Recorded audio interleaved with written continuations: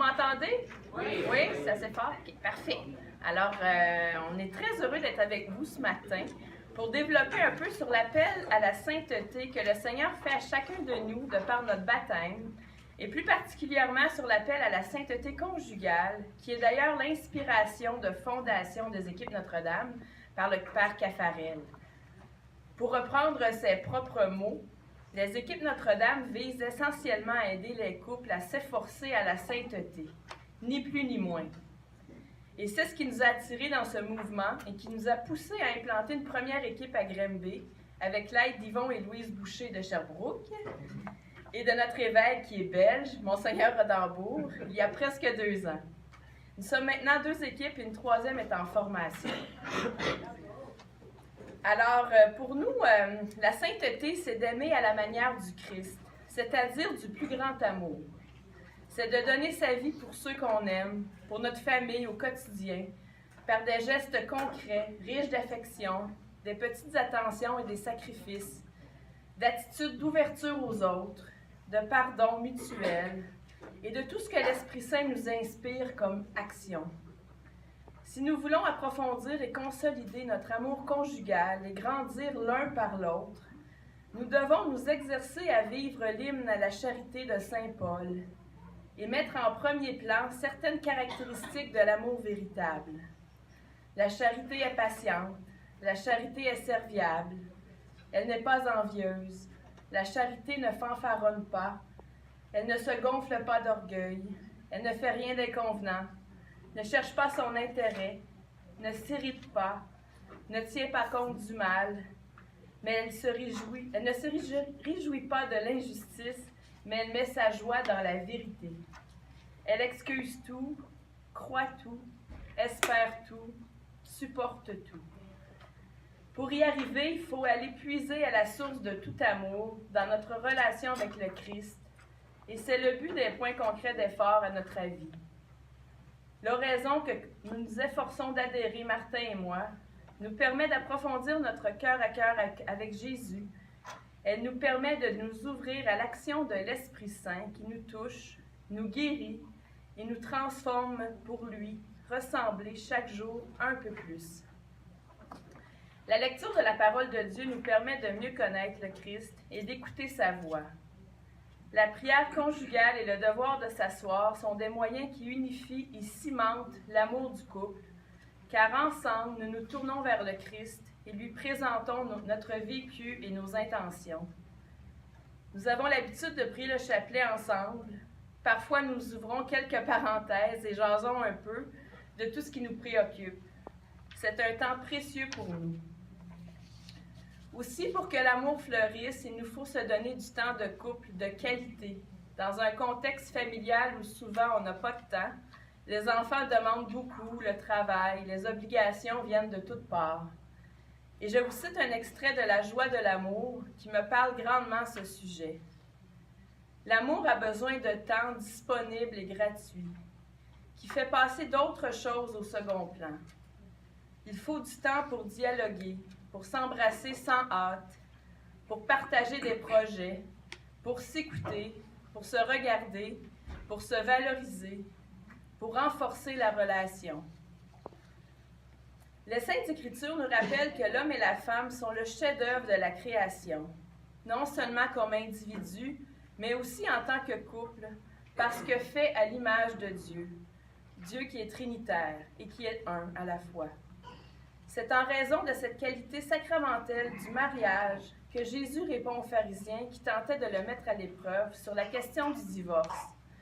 N'avez-vous pas lu que le Créateur, dès l'origine, les fit hommes et femmes? Ainsi donc, l'homme quittera son père et sa mère pour s'attacher à sa femme, et les deux ne feront plus qu'une seule chair. Ainsi, ils ne sont plus deux, mais une seule chair. Eh bien, ce que Dieu a uni, l'homme ne doit point le séparer.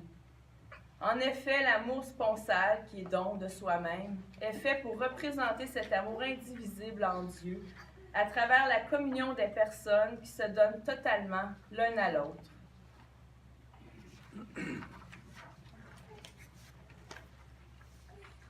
Donc, Dieu a suscité de nombreux couples témoins pour mettre en lumière la beauté et la grandeur de cet amour auquel chaque mariage est appelé. L'exemple par excellence est bien sûr celui de Marie et de Joseph, qui nous interpelle beaucoup évidemment. Dominique et moi affectionnons également les couples saints Zélie et Louis Martin, les parents de la petite Thérèse, canonisés ensemble, et que l'on fête à leur date d'anniversaire de mariage, ainsi que le bienheureux Charles d'Autriche et Zita, pour ceux qui les connaissent, les derniers souverains d'Autriche-Hongrie. D'accord. Charles avait dit à Zita, d'ailleurs, maintenant, la veille de son mariage, maintenant, nous devons nous conduire l'un l'autre au ciel. L'exemple de ces saints de l'ordinaire nous rappelle que la sainteté s'accomplit dans les petites choses du quotidien, lorsqu'elles sont faites par amour de Dieu et du prochain. Du coup, par leur exemple, on apprend que la sainteté, c'est quelque chose d'accessible. Quelle joie! En effet, on pourrait penser à tort que l'on se forge soi-même sa sainteté à coup d'effort. Mais il n'en est rien. La sainteté, c'est Dieu qui l'a fait en se communiquant à nous. Et nous, notre seul devoir, c'est de lui faire toute la place, afin qu'il opère en nous et à travers nous sa volonté. En somme, comme l'a dit Saint Jean-Baptiste, il faut qu'il croisse et moi que je diminue. Une idée bien répandue est que la sainteté n'est pas pour tous.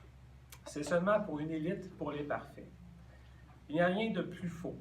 En fait, on ne devient pas saint en dépit de nos défauts, de nos imperfections, mais peut-être davantage grâce à eux. Car la reconnaissance de nos penchants mauvais, l'aveu de nos fautes, contribue à grandir en humilité et attire la divine compassion. Comme il est écrit, Dieu résiste aux orgueilleux, mais il fait grâce aux humbles. Saint José Maria Escrivá dira aussi, « N'oubliez pas que le saint n'est pas celui qui ne tombe jamais, mais celui qui se relève toujours, humblement et avec une sainte opiniâtreté, c'est-à-dire persévérance. » De la même façon, en couple, nos pauvretés individuelles, qui peuvent se manifester par toutes sortes de façons, par certains excès ou des attraits naturels, parfois aux antipodes l'un de l'autre, peuvent contribuer aussi à nous faire cheminer ensemble vers la sainteté, à établir un équilibre, comme le dit le proverbe, « In medio stat virtus », la vertu se tient au milieu. Cela me rappelle une leçon que j'ai eue dans ma jeunesse, alors que je travaillais aux côtés de mon père, un charpentier menuisier. Je le voyais faire des montagnes linteaux de porte avec des pièces de bois trop croches pour être utilisées seules, mais qui, une fois mises en paire et clouées ensemble, ce qu'il faut faire autour d'une ouverture de porte, devenait un ensemble parfaitement droit et solide, en se servant des travers de l'une pour redresser les travers de l'autre, pour être ensuite utilisé comme un élément clé de la structure de la maison. Sainte Thérèse dira, « C'est la confiance et rien que la confiance qui doit nous conduire à l'amour. » Et encore, « Le souvenir de mes fautes m'humilie, me porte à ne jamais m'appuyer sur ma force qui n'est que faiblesse, mais plus encore, ce souvenir me parle de miséricorde et d'amour. » Ne tombons pas dans l'illusion d'un Dieu édulcoré, pour lequel il n'y a plus de péché, comme le monde de notre temps voudrait nous faire croire. Car ignorer le mal, c'est aussi se priver du remède. En effet, sans péché, il n'y a nul besoin de miséricorde. Or, justement, il y a un chemin sûr que l'Église nous propose afin de progresser dans la sainteté. C'est le recours fréquent au sacrement, de l'Eucharistie et de la réconciliation. Si le péché blesse notre âme et fragilise nos relations, la grâce sanctifiante des sacrements nous guérit, nous fortifie et, dans une certaine mesure, nous recrée. Tristement, certains courants dans l'Église, appuyés par des théologiens et des ecclésiastes, nous présentent un Dieu de plus en plus humanisé, dépouillé du divin, du miraculeux, un peu comme si Dieu était fait à l'image de l'homme, alors qu'on sait que c'est tout à fait l'inverse. En agissant de la sorte, on encourage très peu à élever son âme vers Dieu. On abaisse plutôt les standards en nivelant par le bas. Dieu m'aime, alors à quoi bon changer de vie? On pourrait se demander. Mais l'amour de Dieu est gratuit, certainement, mais en même temps, il exige une certaine réciprocité envers lui et envers notre prochain. Jésus dira en effet, en parlant de l'amour auquel nous sommes appelés à avoir les uns pour les autres.